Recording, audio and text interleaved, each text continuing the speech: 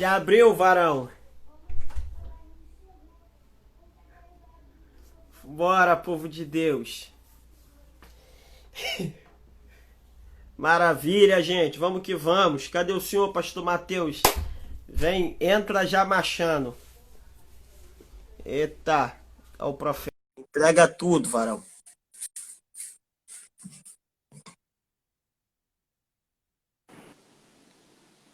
Meu amigo, pastor Alan Rocha, Nesse, bispo. nesse tempo aí, você guardou seu pote de pimenta?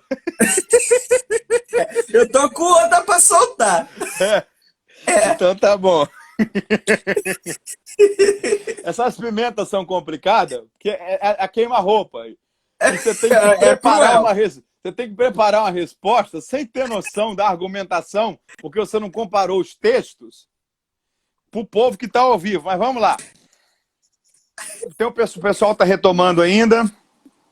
Ok. Estamos já passando aí praticamente de 100 pessoas novamente na live conosco. Ó, Eita. você que voltou agora, envia aí para alguém. Nós estamos na segunda parte da live sobre Davi. Nós não vamos levar muito tempo, vão ser poucos minutos, mas permaneça conosco aí e envia para alguém, para que alguém possa participar e aprender nessa parte final, nessa parte restante com a gente.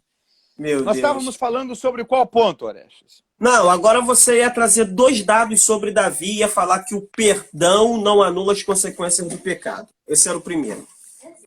Um ponto interessante que eu gostaria de mencionar é o seguinte: Davi é um exemplo de alguém que tinha uma completa confiança em Deus. Davi era o exemplo de alguém que tinha uma completa confiança em Deus. Quem foi o primeiro rei de Israel, Orestes? A Bíblia vai citar um lá em Juízes, lá, um doido lá em Juízes, né? Sim, Oficialmente nós falamos Saul. Saul. Tem a possibilidade de que há um rei em Juízes. Mas, Perfeito. tomando a partir do momento da monarquia, que é quando deixa de ser os juízes para ser os Perfeito. reis, dentro do período da monarquia, o primeiro rei de Israel é quem? Saul. Saul. Agora eu vou deixar o pessoal do Instagram aí responder. Quem foi o segundo rei de Israel? Me responda aí, por favor. Você que está com a gente aí. Espiritualizou demais, hein, varão? O primeiro rei foi Deus, mas vamos lá, deixa eu passar. Quem foi o segundo rei de Israel? Alguém responde aí pra gente? Alguém respondeu Davi? Alguém tem outra possibilidade de resposta? Disseram de novo Davi. Esbozete, Davi. Eita. Esbozete. Mais alguém aí? Davi. Davi. Vamos lá. O segundo rei de Israel não foi Davi. 2 Samuel, capítulo 2, versículo 10. O segundo rei de Israel foi Isbozete. Olha isso. Quem era Isbozete? Isbozete era filho de Saul. Porque quando Saul morreu, Davi estava reinando em Hebrom. A Mara, minha esposa, Perfeito. mandou brincando aí, dizendo Jeroboão. Quando Saul morreu, Davi estava reinando em Hebrom sobre as duas tribos. E aí o que acontece?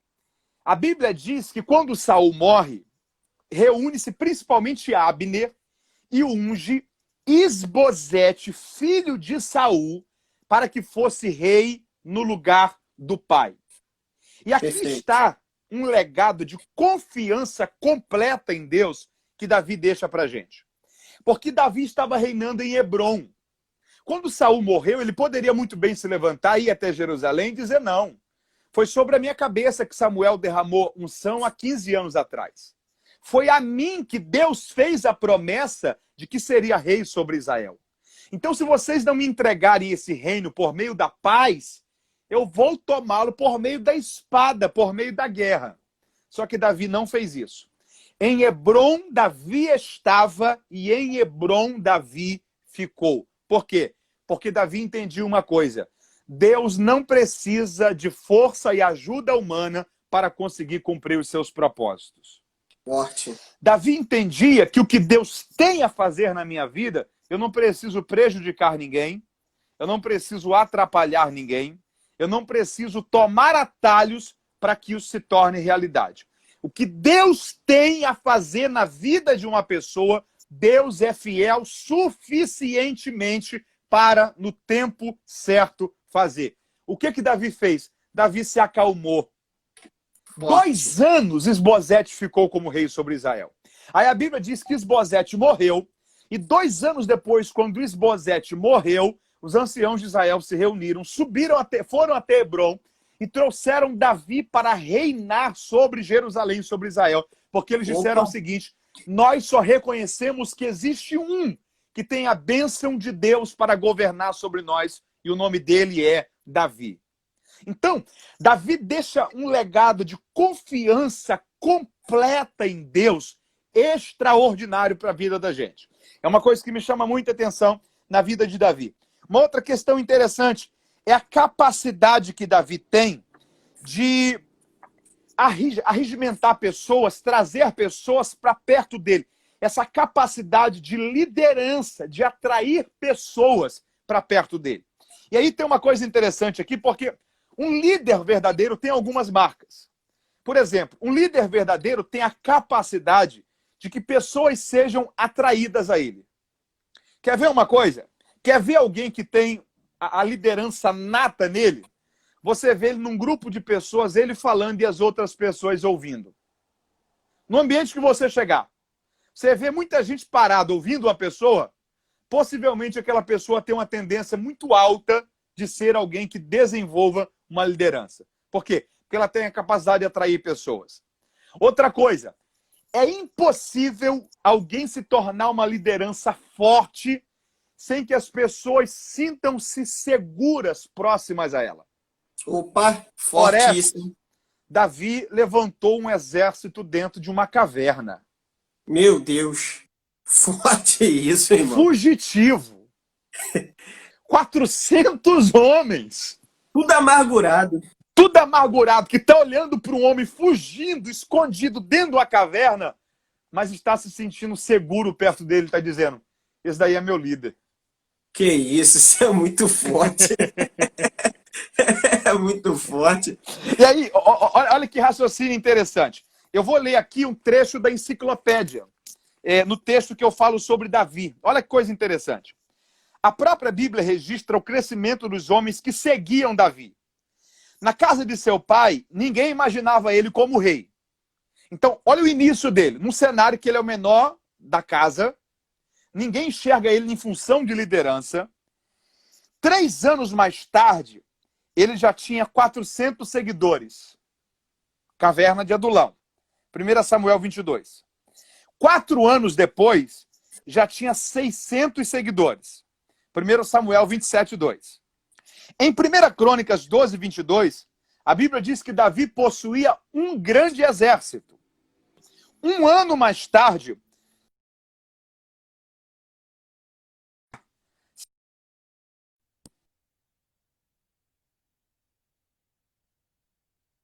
Eita, deu uma travada aqui. Não sei se travou só o meu ou se travou o teu. Agora eu não sei. Travou aqui pra mim aqui. Eita. Agora que eu ia machar. Eu acho que caiu. Vai voltar, gente. Vai voltar. Pera aí, vai voltar. Oh, meu Deus. Caiu a internet. É minha ou é tua, Matheus? Vocês estão me ouvindo, gente? Ah, caiu o varão. Ô, Jesus. Vocês estão me ouvindo? Quem me ouve, quem me vê? Ah, na hora que eu ia machar. Vocês estão me ouvindo? Me dá um sinal aqui se vocês estão me ouvindo aqui. Voltou, voltou. Voltou. Vai, varão. Entra aí.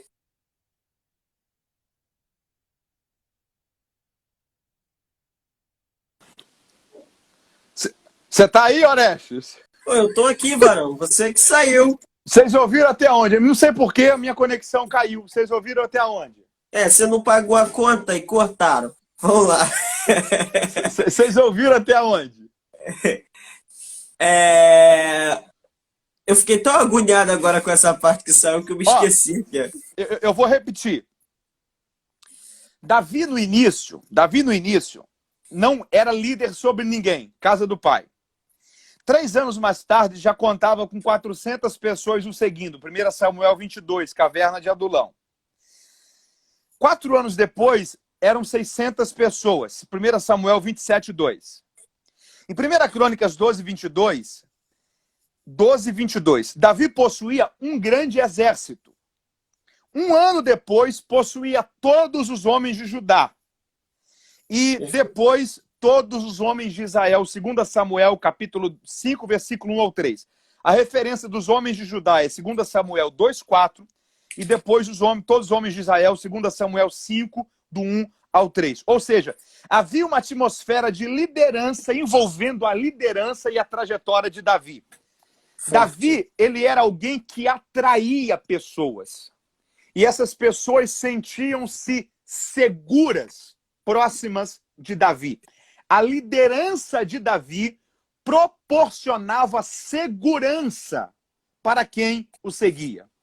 Essa é uma das características de grandes líderes. Grandes líderes proporcionam segurança para quem está próximo a ele.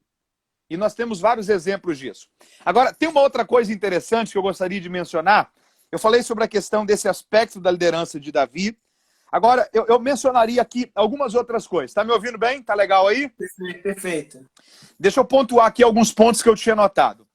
Eu já falei da unção como uma promessa.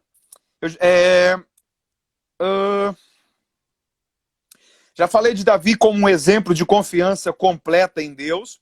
Já falei da capacidade de Deus de escolher pessoas improváveis. Davi era alguém improvável. Deixa eu mencionar agora uma coisa aqui interessante. Davi assume o reinado com 30 anos.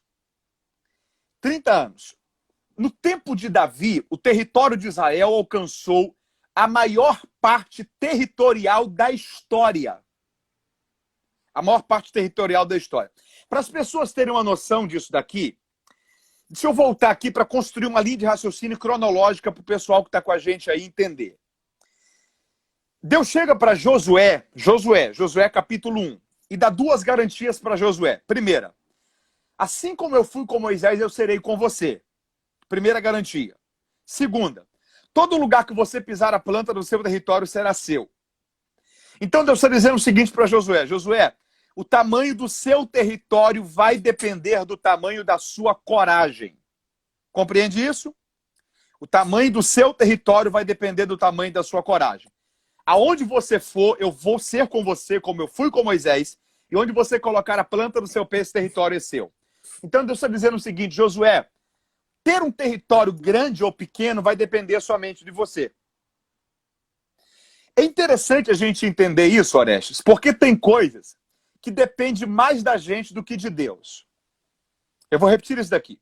Tem coisas que dependem mais da gente do que de Deus. Perfeito. Tem muita gente que está vivendo resultados limitados, servindo a um Deus extraordinário, porque a coragem dessa pessoa, o ânimo dessa pessoa e a disposição dessa pessoa são limitadas. A pessoa é preguiçosa. Gente preguiçosa só vai viver resultados limitados. Gente corajosa, gente destemida, gente ousada, gente que acredita, sempre vai viver resultados extraordinários. A Bíblia está cheia de exemplos disso daí. Quer ver um outro exemplo? A mulher, já vou voltar para Josué. A mulher, por exemplo, que a Bíblia diz que o marido dela morreu, que vai procurar Eliseu, que os filhos estavam quase sendo vendidos. Aí a Bíblia diz que Eliseu olha para ela e fala assim, ó, vai, pegue muitos vasos vazios e não poucos. Pegue vasos emprestados. Eliseu não disse para a mulher a quantidade de vasos que ela tinha que pegar. Eliseu só disse o seguinte, ó, não pegue poucos vasos vazios e não poucos. Quanto que é muito? Tem uma quantidade exata para muito, sim ou não? Não. Por quê? Porque muito depende do quanto se precisa. Imagina que você tem, por exemplo, uma conta de R$1.000, alguém te dá R$2.000. Você fala assim, é muito. Mas se alguém te dá os mesmos R$2.000 e sua conta é de R$4.000, você fala o quê? É pouco. Por quê? Porque não tem uma quantidade exata para muito. Muito depende do quanto se precisa. Verdade. Eliseu olhou para a mulher e falou assim, ó, pegue vasos. Não poucos, muitos vasos. Muitos quanto? Muito. O que Eliseu estava dizendo para ela é o seguinte, ó, o tamanho do seu milagre vai depender do tamanho do seu esforço. Se você pegar só 10 vasos, seu milagre é do tamanho de 10 vasos. Se você pegar 50 vasos, seu milagre é do tamanho de 50 vasos. Se você pegar 100 vasos, seu milagre é do tamanho de 100 vasos. Não reclame de um futuro pequeno se o seu esforço e a sua dedicação também foram pequenos. Tanto que a Bíblia diz que a mãe olhou e falou assim, ó, traga mais um vaso. Os meninos disseram, acabaram-se os vasos. A Bíblia diz, e então o azeite parou. Ou seja, se tivesse mais vasos, também teria mais azeite. Concorda comigo? Porque o tamanho do futuro depende do tamanho da preparação, do tamanho do esforço, do tamanho da entrega, do tamanho da perseverança, da ousadia e da dedicação. Deus olhou para Josué e Deus disse o seguinte, ó, onde você colocar a planta do seu pé, esse território eu irei dar para você. A grande questão é que isso é Josué capítulo 1. A gente lê muito Josué capítulo 1 e se esquecemos de ler Josué capítulo 13. Porque Josué capítulo 13 é quando Deus fecha a conta. Porque Deus olha para Josué no capítulo 13 e diz o seguinte, Josué, você agora é velho e muita terra ficou para ser conquistada, inclusive a terra dos filisteus e a terra dos cananeus. Muita terra ficou para ser conquistada, inclusive a terra dos filisteus e a terra dos cananeus. Orestes, sabe quais foram os maiores inimigos do povo de Israel depois de Josué? Filisteus e cananeus. Por quê? Porque eu preciso entender uma coisa. Toda vez que eu não cumpro a função e a obrigação do meu tempo, eu estou sobrecarregando as próximas gerações. Perfeito. Todas as vezes que eu não me esforço para fazer e viver aquilo que Deus estabeleceu como propósito para os meus dias, eu estou sobrecarregando a geração dos meus filhos, a geração dos meus netos, a igreja da próxima geração. Tem coisas que Deus confiou à nossa geração fazer, cumprir, estabelecer, preparar para que os nossos filhos não sofram das aflições que a nossa geração está sofrendo. Perfeito. Sabe quando foi que o território que Deus disse para Josué lá atrás, no capítulo 1, e Deus foi dando a medida, ó, desde o Poente até o Eufrates, Deus vai dando as medidas em Josué capítulo 1. Sabe quando foi que aquele território terminou de ser conquistado? Séculos depois, nos dias de Davi. Perfeito. Davi teve pelo menos 5 anos de conquistas, de investidas de guerra, indo, levantando, conquistando um povo. Organizava o exército, ia, conquistava o outro território. Organizava o exército, ia, conquistava o outro território. Organizava o exército, ia, conquistava o outro território. Até que um dia, a Bíblia diz que ele mandou o exército, só que ele não foi. Ficou no palácio.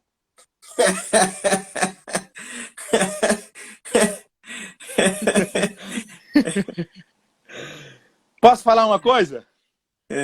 A derrota da gente começa quando a gente foge da guerra. Eita. Aí quando Davi arranjou tempo e o exército na guerra, ele vai para o palácio, ele vai para o quintal, ele vai para a varanda. Ele vê uma senhora tomando banho chamado Batseba. Que era a popozuda da época. E aí o que acontece? E detalhe, o esposo de Batseba, que era Urias, estava na guerra, porque era um dos valentes. Davi é envolvido por aquele sentimento, traz a moça, adultera com ela, a moça se engravida, ele quer driblar a situação, traz Urias. O que ele pensou? Esse cara tá fora da guerra já faz tempo. Esse cara vai para casa e vai dormir com a esposa dele. Só que Urias era mais temente do que Davi, porque Urias respeitava uma tradição, uma lei popular que havia, que alguém na guerra tinha que ser totalmente da guerra. Ele não entra em casa. Aí o que acontece? Davi chega e diz assim, não, eu preciso enviar uma mensagem por você. Não abra essa mensagem. para Joabe, para o líder do exército. Ali estava a sentença da morte do próprio Urias. Olha a que ponto que Davi desceu quando ele fugiu da guerra. Ali estava a sentença de morte do próprio... Ele leva a sentença da própria morte.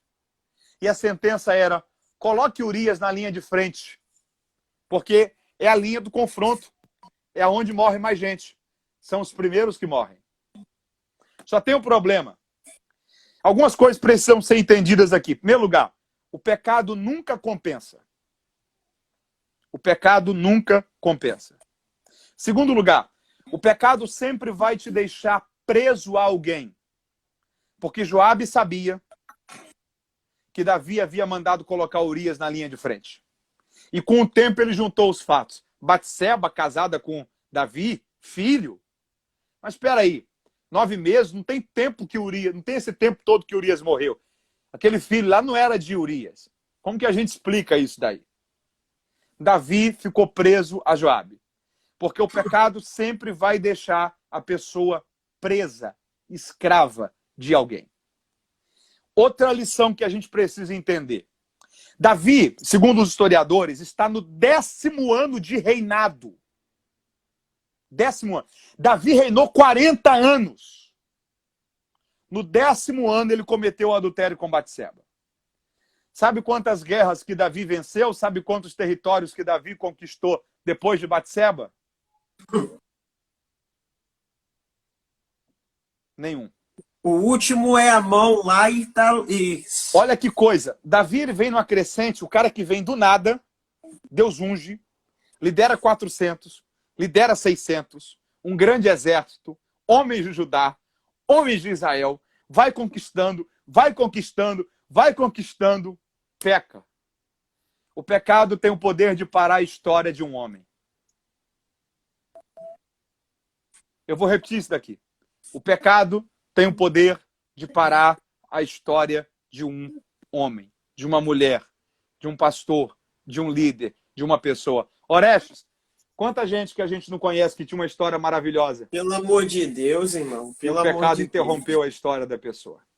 Gente top, boa. Tem alguém comigo aí na live? Oxe. Outra Quantos coisa. amigos? Infelizmente, a Bíblia é atual demais. Outra coisa. E aqui, agora eu que vou jogar. Se eu jogar uma pimenta, que eu vou devolver uma pimenta para Ah, não. Faz isso comigo. Eu joguei pra tudo que tu aguenta. Eu não aguento, não, pô. Eu aguento assim. Eu vou Me fechar a responde live e uma vou coisa. embora. Você, se fosse para você ser um profeta, você iria querer ser Natã ou João Batista? Rapaz. É. Eu acho que era melhor ser pra João Batista. João Batista? Deixa eu explicar uma coisa aqui.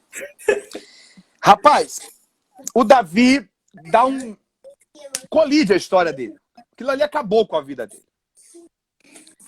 A história, com o tempo ele vai casar com Batseba, a gente sabe da história. Esse filho do adultério, ele vai nascer e vai morrer. Nascer e morrer. Aí, Davi vai escrever nesse tempo aí, o Salmo 51. Perfeito. 51. Aí no Salmo 51, ele diz o seguinte: Senhor, eu pequei. Eu fui gerado em pecado. Se o Senhor quiser tirar o status, a coroa, a força real, o Senhor pode tirar. Eu só peço que o Senhor não retire uma coisa: o teu espírito. Não retire de mim o teu espírito. Devolve-me a alegria da salvação. E aí ele faz um pedido para Deus. Eu até comentei ontem com o pastor Ângelo Galvão numa live isso. Olha o pedido dele. Cria em mim um coração puro. Cria em mim um coração puro. O verbo que Davi usa ali no hebraico para criar é bará. Eita. Tem 2 verbos no hebraico para criar. A língua bíblica tem essa riqueza. Por exemplo, tem 4 termos no grego para amar. Eros, estorge, filéus e ágape. Contexto de João 21. Tem 2 termos no hebraico para amar, para criar. O que Davi usa é bará. Bará é o mesmo termo que Moisés usou no Gênesis Quando ele disse, no Isso é muito forte. princípio, criou Deus os céus e a terra. No princípio. Por quê? Porque bará no hebraico significa criar do que não existe. E é o que Deus faz no Gênesis. Deus cria o mundo do nada. É trazer a existência do nada. Deus cria o mundo do nada. Bará, criou Deus os céus e a terra. Aí Davi vai dizer, cria em mim um coração puro. E qual é o termo que ele usa? Bará.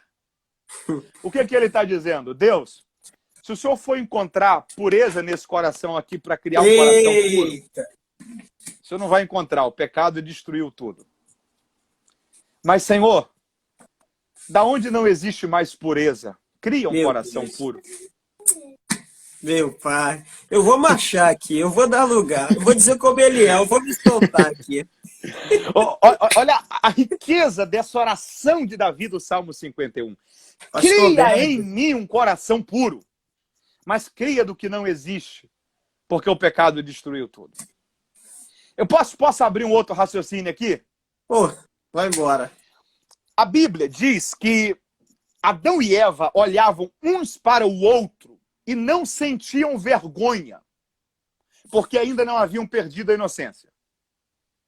Aí, quando eles pecam, qual é a primeira coisa que eles fazem? Costurar roupas de folhas de figueira. E quando Deus entra no jardim na viração do dia, onde estás, Adão? Ele diz, Senhor, eu estou escondido aqui porque eu estava nu. Ué, você está sentindo vergonha porque estava nu? Mas vocês viviam nus e não tinham vergonha? Tem uma lição aqui. Pureza é algo que só se sabe que tem depois que perde. Meu pai. Pureza é algo que só se sabe que tem depois que perde. Isso aqui é muito sério. E se aplica para muitas áreas da vida. Cria em mim um coração puro. Aí tudo bem. Só que sabe o que é interessante? É que Davi, ele ia deixar batido aquele lance ali de Urias. O lance de Batseba. Aí Deus olha para Natan e diz assim, Natan, eu tenho um pepino para tu resolver lá no palácio. E aí eu vou entrar na questão do Davi, do Natan e do João Batista. Eu acho que nós estamos precisando de mais Natãs e menos João Batistas. Opa, entrega. Vou dizer o porquê. João Batista, ele era alguém muito útil. Muito útil. Um profeta, Orestes, ele é mais útil vivo do que morto. E o propósito da profecia não é expor, é sarar. O propósito da profecia não é perder, é restaurar. Eu vou dar um exemplo disso. Cristo é o nosso maior exemplo de profeta, de sacerdote, de rei, de ser humano, de tudo. A mulher que foi pega no ato do adultério, pela lei, a lei dizia que ela tinha que ser apedrejada. Perfeito. Ela tinha que ser morta. Os homens estavam com pedra para lançar sobre ela. Aí Jesus entra e diz assim, ó, quem nunca pecou, atire a primeira pedra. Ele ali no grupo era o único que não tinha pecado. Então, o único que tinha direito de atirar a pedra era ele. Os homens lançam a pedra no chão e ele, que era o único que tinha direito de atirar a pedra, não lança a pedra. Mas olha para a mulher e diz assim, você está disposta a viver uma nova vida? Como assim? Eu tenho uma proposta para você. Vá e não peques mais. O senhor não vai me apedrejar? Não. Por quê? Porque eu prefiro te recuperar do que te perder. Eu prefiro te restaurar do que te expor. Eu prefiro te dar uma segunda oportunidade. Porque eu penso que o propósito do profeta, da profecia, não é expor, não é envergonhar, é restaurar e recuperar. Perfeito. João Batista mexeu num problema que ele não resolveu. A mulher não abandonou Herodes, o adultério não foi exposto. Eu, pelo menos, nunca li que Deus mandou João Batista fazer aquilo. Não me recordo. Ele viu foi um rei que estava em adultério. Quantas coisas erradas que a gente vê. Eu acho que a gente não pode abrir uma ferida que a gente não vai conseguir curar, Orestes. Ele perde a cabeça porque mexeu num problema que não era dele e que Deus não mandou ele mexer. Profetas são mais úteis vivos do que mortos. Mateus, você está falando mal de João Batista? Não. Como que eu vou falar mal de alguém que Jesus falou bem? Quem sou eu? Só que tem uma coisa também. Jesus falou o seguinte, ó, nascido de mulher, não houve ninguém maior do que João Batista. Só que o menor do reino dos céus é maior do que É João. maior que ele. Peraí, você está no reino dos céus, Orestes? Pô, Tá. O menor do reino dos céus é maior do que ele. João. Depois de Posição em Cristo, Cristo. a turma toda estava do reino dos céus. Então quer dizer que o menor do grupo inteiro era maior do que João? Qual era o tamanho de João? Forte. Fortíssimo. Deixa eu voltar para o raciocínio aqui para não dar nó na cabeça do povo. Vamos voltar no Davi. Vamos lá. Eu penso que Davi, ele encontra-se com Natã para esse cumprimento de propósito. Deus coloca Natã na vida de Davi. E eu penso que Natã é mais útil, é mais cirúrgico do que João Batista. João Batista teve a maior alegria de todas, que foi preparar o caminho para o Messias. Eu estou falando na questão profética, no que diz respeito a confronto de pecado. Ok? Coragem profética no que diz respeito a confronto de pecado. Natã olha para Davi e ele conta uma história que, para não me esquecer de detalhes, eu vou ler para vocês o texto aqui. Natã encontrou-se com Davi, e olha isso aqui, olha que riquíssimo. Olha que riqueza. A referência do texto é 2 Samuel 12, do 1 ao 4. 2 Samuel 12, do 1 ao 4. Natã chega como quem não quer nada. Como bom mineiro que chegou com queijo para tomar com café com Davi de tarde. E diz assim, meu rei, havia em uma cidade 2 homens. Olha a história. Um era rico e o outro pobre. O rico tinha ovelhas e gado em grande quantidade. Mas o pobre não tinha coisa alguma, senão uma pequena cordeirinha que havia comprado e criava. E que em sua casa havia crescido essa cordeirinha, junto de seus filhos. Então, 2 cenários. Um homem muito rico, um rebanho muito farto. O outro, um homem muito pobre, que tinha filhos, uma família, e tinha comprado uma cordeirinha, criava essa cordeirinha. E, por exemplo, era o leite dessa cordeirinha que os filhos se alimentavam. Enfim, a família, ele dependia da sobrevivência pessoal do que essa cordeirinha produzia. Do seu bocado comia, do seu copo bebia. Essa cordeirinha dormia em sua casa e ele a tinha como uma filha. Chegando um viajante ao homem rico, ele não quis tomar das suas ovelhas nem do seu gado para dar de comer ao viajante. Mas em vez disso, foi na casa do homem pobre, tomou a cordeirinha dele. Preparou para o homem que havia chegado, matou a cordeirinha para que o homem se alimentasse. Quando Davi ouviu isso, sua ira se acendeu de tal modo que disse a Natã, tão certo como vive o Senhor, digno de morte é esse homem, e pela cordeira restitua ele 4 vezes, porque ele fez uma coisa mal e não se compadeceu. Natã olha para ele e fala assim, Davi, só tem um problema. Qual?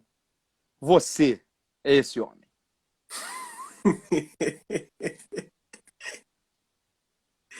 Caiu igual um pato. Davi, você tem várias mulheres no seu harém.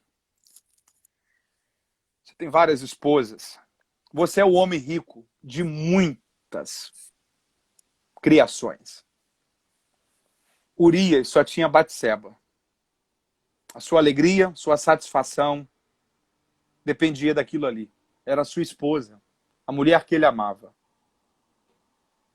Aí você, em vez de tomar uma das suas concubinas, você levou morte para a casa do homem pobre. Você tomou a sua cordeirinha. Davi, ouvindo isso, parou, caiu em si e reconheceu o seu pecado. Se arrependeu e Deus o restaurou. Quem foi mais feliz no cumprimento do confronto ao pecado? João Batista ou Natã? Sem dúvida, Natan. Nós precisamos de mais Natãs do que João Batistas. A gente precisa de gente que não é que concorde com o pecado, não. Mas que saiba confrontar sem envergonhar. Saiba confrontar sem expor. Entendendo que o propósito não é expor, mas é restaurar. O propósito não é envergonhar, mas é recuperar. Você está entendendo isso? Olha que riqueza. E aí tem uma coisa aqui que eu acho muito interessante. Sabe por quê? Porque a sentença de Davi, olha que coisa. A Bíblia diz, bem-aventurados misericordiosos, porque eles alcançarão o quê? Misericórdia. Você conhece alguém que era muito duro com os outros e quando percebeu que alguém tivesse misericórdia com ele, as pessoas não foram misericordiosas?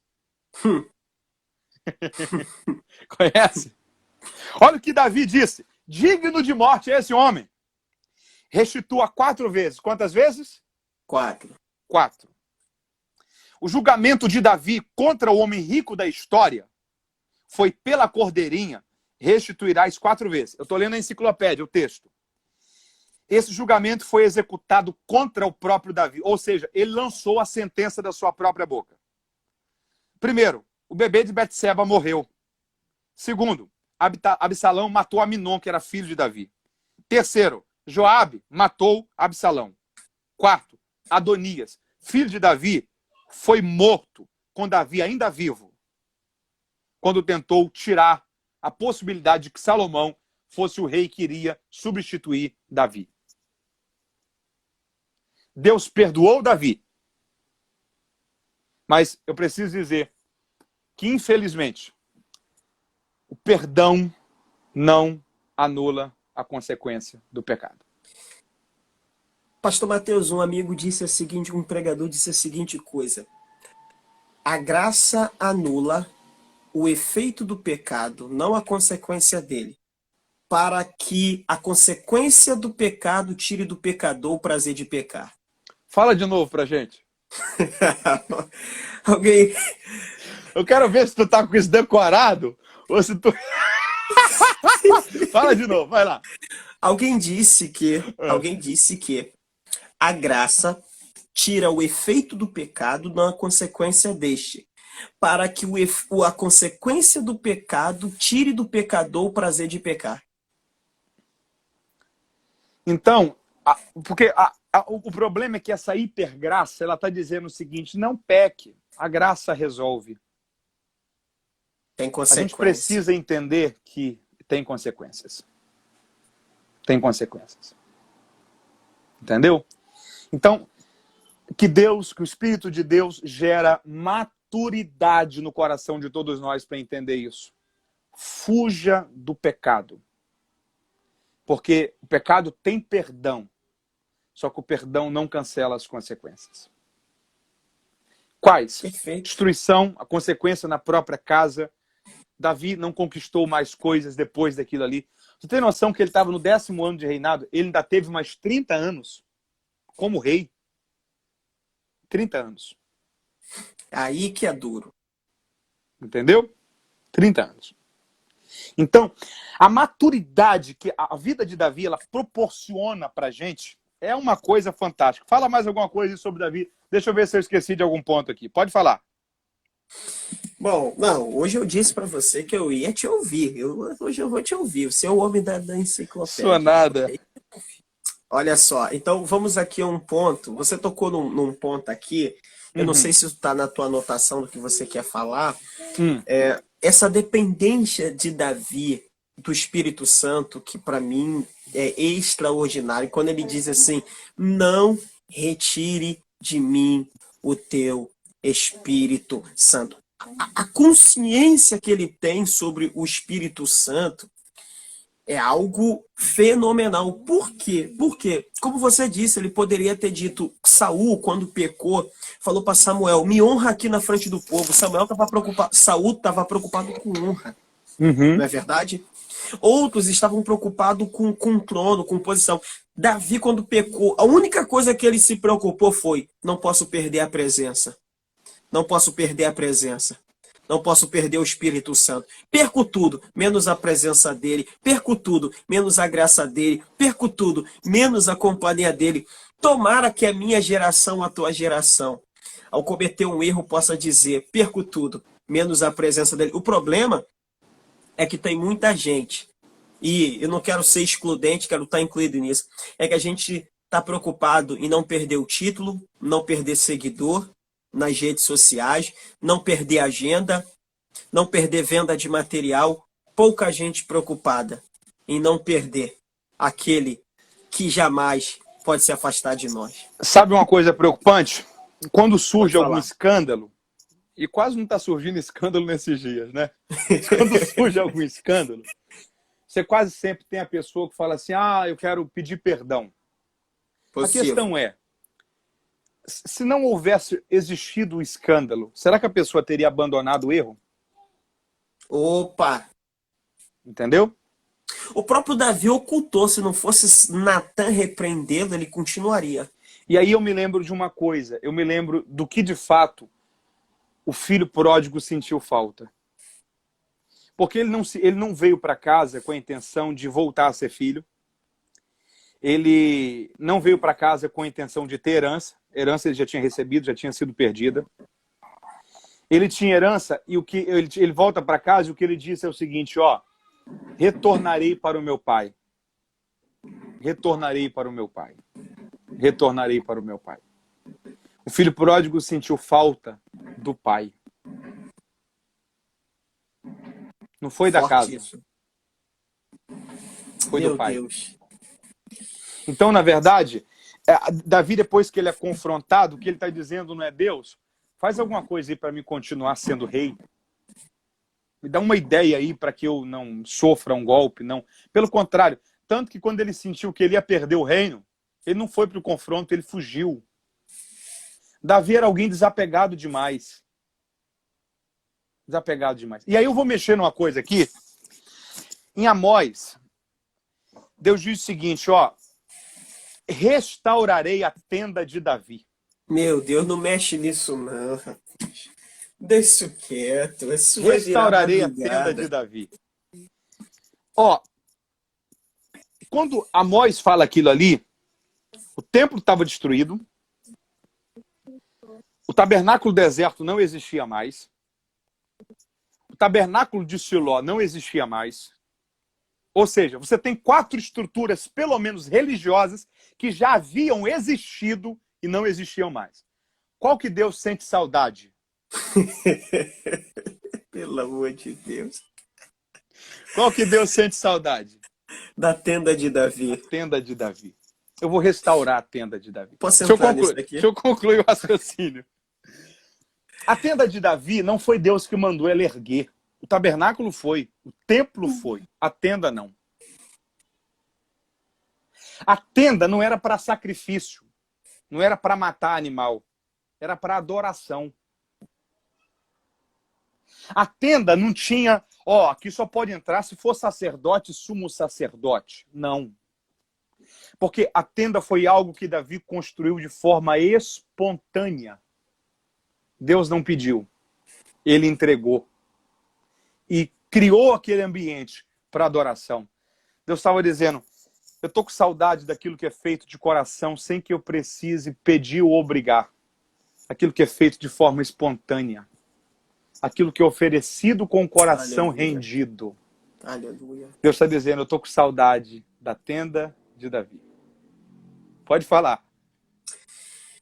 Você tocou num ponto aí, ontem eu conversava isso com meu amigo pastor Wagner, estava aqui online há pouco tempo aqui, eu não sei se ele ainda está, um grande Uhum, pregador da palavra, e eu conversava com ele sobre a tenda, é exatamente isso.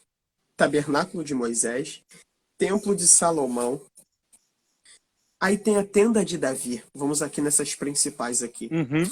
Quando, se não me falha a memória, é Tiago, no capítulo 15 de Atos, quando vai ter aquela discussão em Jerusalém, se um gentio tem que ser circuncidado ou não, Tiago se apresenta e diz assim, ó, tá escrito que Deus tornaria a reedificar o tabernáculo, a tenda de Davi que está caída. Deus não fala do templo, Deus não fala do tabernáculo de Moisés, fala da tenda. Na tenda não tinha altar de bronze, sacrifício. Na tenda, como você disse, não tinha título. E o curioso, não tinha aquelas divisões que haviam no tabernáculo, era o acesso direto. Isto é, dentro da cidade, a tenda de Davi é um tipo da igreja do dia de hoje, porque tem acesso direto ao Pai. Tem um relacionamento direto com ele. Jesus falou, olha, nem neste monte, nem em Jerusalém vocês vão adorar a Deus, porque os verdadeiros adoradores adorarão o Pai em Em espírito espírito e e em em verdade. verdade. E o curioso é que Davi, ele chama a tenda de casa. Aquilo nunca tinha sido uma casa. O tabernáculo Uhum. era uma casa. O templo era uma casa. E quando você vê o Salmo, Davi disse, alegrei-me quando me disseram, vamos à casa do Senhor. Mas não era casa, era uma tenda. Era uma tenda. Porque para Davi, o que O para templo não Davi, tinha sido construído ainda. O templo foi construído por Salomão. perfeitamente, mas ele chama de casa. Casa. Por quê? Porque tem a presença. O curioso é que Salomão, quando vai construir o templo, olha onde a gente vai aqui agora. Salomão, quando vai construir o templo, ele reconstrói toda a mobília. Toda a mobília. Mar de bronze. A única coisa que Salomão não reconstrói, sabe o que é? A arca. A arca é a mesma. Por quê? Você pode trocar o altar. Você pode trocar altar de incenso. Pode tocar mar de bronze. Troca tudo. A única coisa que você não tem autoridade para refazer é a A presença. arca. Você pode construir um templo maior, porcelanato, ar-condicionado central, mas a presença é a mesma de quando tinha dois irmãos. A gente pode pregar hoje na igreja para 5.000, 6.000 pessoas, mas o que faz a diferença é a mesma presença do ponto de pregação, a mesma presença do culto de criança, a presença. Você mexeu no negócio da arca? Ageu, ele diz o seguinte, ó, a glória não é da segunda casa. A Bíblia não diz a glória da segunda, a Bíblia diz a glória desta última. A Eita! glória desta última casa será maior do que a da primeira. Os irmãos aí refaçam os nomes das faixas dos congressos de vocês. Agora, olha isso aqui. Olha a profecia de Ageu. A glória desta última casa será maior do que a da primeira. A primeira casa é a de Salomão, Templo de Salomão. É destruída em 586 a.C. por Nabucodonosor. Perfeito. Nos dias de Zorobabel, de Ageu, é restaurada, é construída uma segunda casa. Ok? Perfeito. E em 19 a.C., o rei Herodes o Grande, digamos que ele restaurou, ele reformou, a expressão melhor é reformou. Embelezou. Ele embelezou essa casa. Ele deu uma upgrade, ele deu uma atualizada nessa casa. Meu Deus, Mas como é que essa palavra vai no inglês aí? upgrade, elevação, ele elevou a Ah, casa, o aqui nível na da Pente casa. não fala isso não. Aí fala pedigree. Aí... Então, na verdade, ele elevou o nível da casa. Olha o raciocínio, pessoal que está com a gente aí. Então você tem, na verdade, duas casas. A segunda mas a Bíblia diz a glória dessa última. Posso pregar da segunda? Pode, porque a última foi a segunda. É só um traquejo de ideias. A primeira casa foi a de Salomão. A segunda foi da época de Zorobabel, que foi restaurada nos dias de Herodes o Grande. Qual é a profecia de Ageu? A glória desta última casa. O que vai ser maior do que a da primeira? A glória. O quê? A O que glória. representava a glória no Antigo Testamento? A arca. A arca foi tomada nos dias de Nabucodonosor. O segundo templo tinha véu, mas não tinha arca. Ok? Tinha dia da expiação, mas não tinha arca. tinha sacerdote e sacrifício, mas não tinha arca. A arca foi tomada e ninguém mais encontrou ela depois de 586 a.C., com Nabucodonosor. Que glória é essa? Meu Deus. Entrega que eu já quero marchar. Sabe aonde que essa profecia se cumpriu?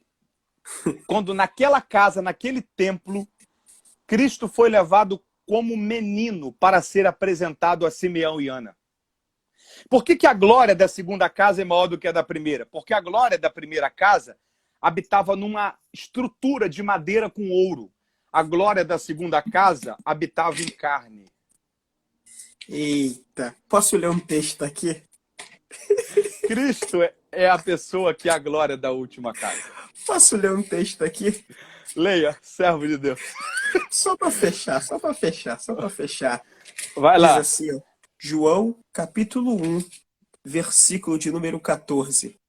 E o verbo se fez carne e habitou entre nós, armou a sua tenda, tabernáculo, casa, templo, e vimos a sua glória, como a glória do unigênito do Pai, cheio de graça e de verdade. Cristo é a glória da segunda casa. Oh, meu Deus.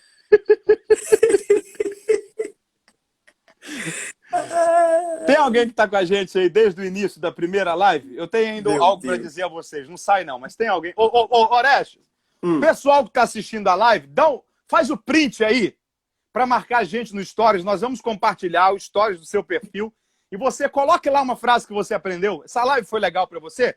Marca a gente lá no Stories do seu Instagram e faz lá uma observação. Vamos lá, o sorriso? No 3? Bom, peraí, que eu vou te... Não, deixa o povo então, vocês faz tiram o print, a gente compartilha. 1, 2, 3.